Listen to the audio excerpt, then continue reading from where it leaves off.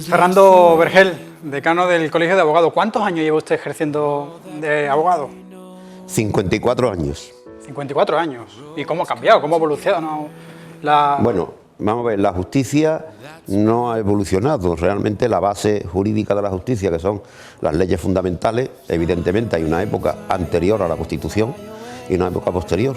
Yo he ejercido pues durante el franquismo, en el posfranquismo, en la transición y ahora en esto que estamos, que no me atrevo yo a calificarlo mucho, pero bueno, sigo ejerciendo. ¿Y el hecho de que no haya cambiado ha influido para bien, para mal, no ha influido? Bueno, vamos a ver, la justicia siempre ha sido la hija pobre del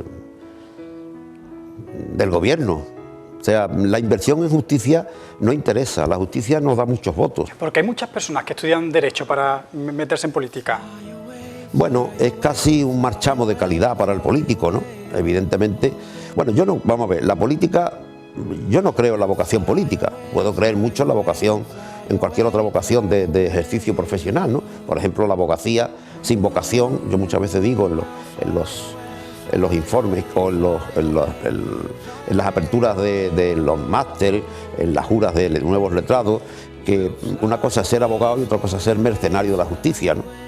La diferencia es que, pues muy fácil, yo después de 54 años, yo todavía me pongo nervioso y duermo mal la víspera de un juicio importante, ¿no?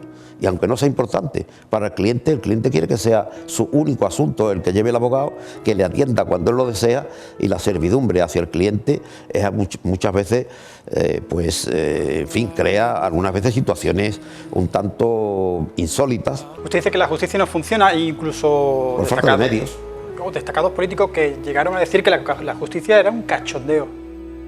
Bueno, vamos a ver, eso todos sabemos quién fue y en un caso puntual yo nunca he dicho que la justicia sea un cachondeo. Yo digo que la justicia puede funcionar bien o mal dependiendo también de la profesionalidad de los que administran justicia, de la profesionalidad de los que intervienen en la Secretaría, ahora se llaman letrados de la Administración de Justicia, interviene también la profesionalidad de los funcionarios, en fin, un conjunto, y sobre todo la falta de medios.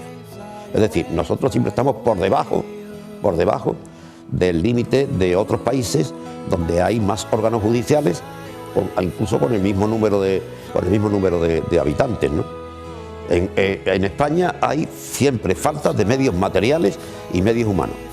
Y naturalmente dentro de la judicatura pues también lo hay de todo. Hay jueces magníficos y otros jueces, bueno, pues que por lo que sea pues no funcionan bien. ¿Cómo es defender a un asesino, a un pederasta? Bueno, esa pregunta me la han hecho muchas veces. Yo he defendido a pederastas y he defendido a asesinos o presuntos, como se suele decir, ¿no? Pero realmente la respuesta siempre es la misma por mi parte. Para que una sentencia sea justa contra un asesino, contra un pederasta, contra el más abominable de los delincuentes, tiene que tener una buena defensa.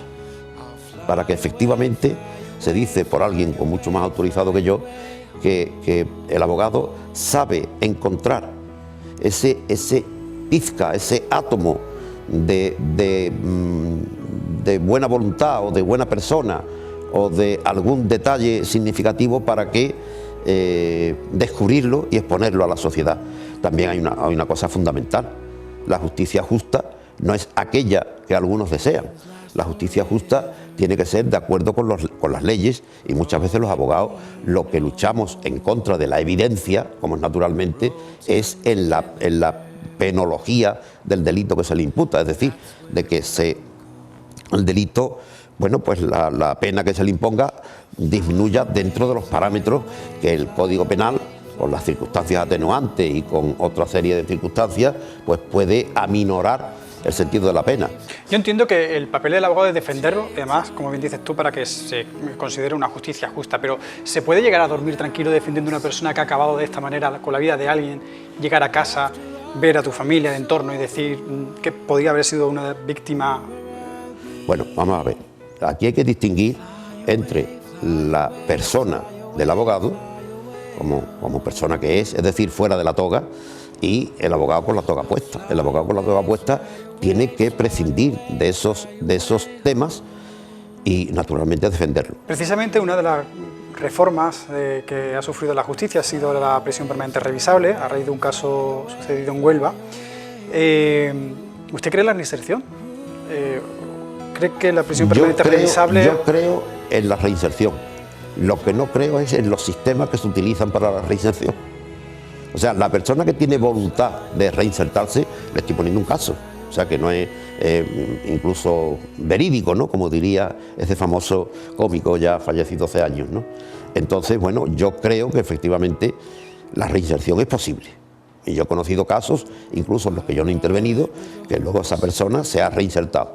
Por eso, yo creo la prisión permanente revisable, yo no soy partidario de ella. Y por supuesto de la pena de muerte menos. Yo he vivido la pena de muerte.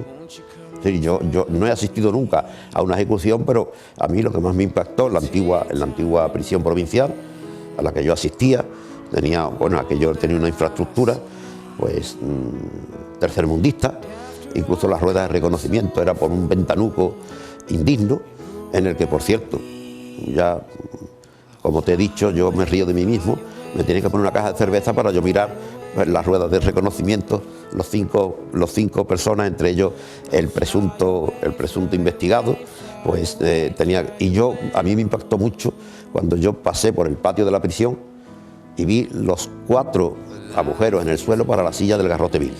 Fernando Vergel, muchísimas gracias por haber estado aquí en El Mirador. Muy bien, gracias a vosotros.